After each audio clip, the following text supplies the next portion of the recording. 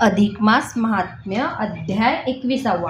श्री गणेशाय महा. विष्णूला लक्ष्मीने पुन्हा विचारले, अधिक मासात कोणती स्नाने केल्यास काय फळ मिळते ते मला सांगा. विष्णू म्हणाला, अधिक मासात जो नित्य स्नान करतो त्याची पापे नष्ट होतात. सूर्योदयाच्या वेळी विधियुक्त स्नान करावे. 12 महिने रोज स्नान केल्याचे पुण्य त्याला मिळते. गंगेत, प्रयाग तीर्थावर अधिक मासात स्नान करावे. सरस्वती नदीच्या पाण्यात स्नान करावे, ते महापुण्यकारक आहे. ग्रहण समयी अनेक गायी दान केल्याने जे पुण्य लागते तेच पुण्य अधिक मासात नदीच्या शुद्ध पाण्यात स्नान केल्याने मिळते. सहस्त्रावधी ब्राह्मण भोजन केल्याने जे पुण्य लागते तेच अधिक मासात एकदा स्नान केल्याने मिळते.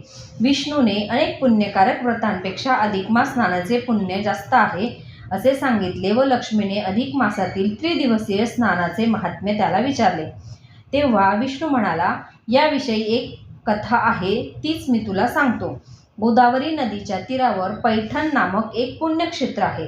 तेथे धर्मशर्मा नावाचा एक सदाचरणी विप्र राहत होता. तो विद्वान व भक्तिमार्गी होता.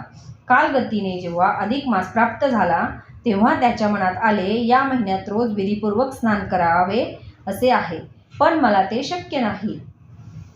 तेव्हा मी महिन्याच्या शेवटी 3 दिवस यथासांग स्नान करीन. मनात आल्याप्रमाणे ठरवून अधिक मासाच्या अंती 3 दिवस तो गोदावरी नदीत स्नान करण्यासाठी गेला. स्नानानंतर त्याने पाण्याने कमंडलू भरून घेतला व तो आपल्या घराकडे परत चालला असता वाटेत त्याला एक प्रेतात्मा भेटला.